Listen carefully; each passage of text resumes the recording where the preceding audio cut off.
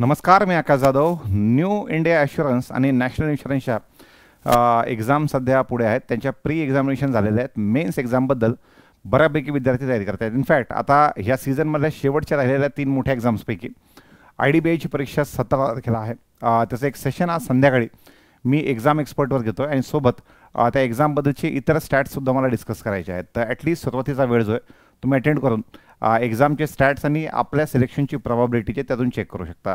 त्याच्यानंतर शेवटच्या राहिलेल्या 2 एक्झामपैकी एक आहे आपली NICL AOची एक्झाम आणि दुसरी आहे न्यू इंडिया AOची एक्झाम.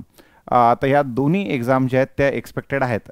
मी न्यू इंडिया ॲश्युरन्सच्या असिस्टंटबद्दल सांगितलं होतं 13 एप्रिल, तर ती एक्सपेक्टेड 13 एप्रिललाच आहे. पण सोबत NICL AO नॅशनल इन्शुरन्सची जी AOची एक्झाम आहे ती एक्सपेक्टेड आहे 7 एप्रिलला. तर पहिली एक्झाम NICL AOची 7 तारखेला आणि NIACLची असिस्टंटची एक्झाम 13 एप्रिलला एक्सपेक्टेड आहे. सगळ्यात महत्त्वाचा सोबत प्रश्न आहे तो म्हणजे जागांचा रेशो जो आहे की प्रीपासून मेन्सपर्यंत कोणत्या रेशोमध्ये मुलं घेतील.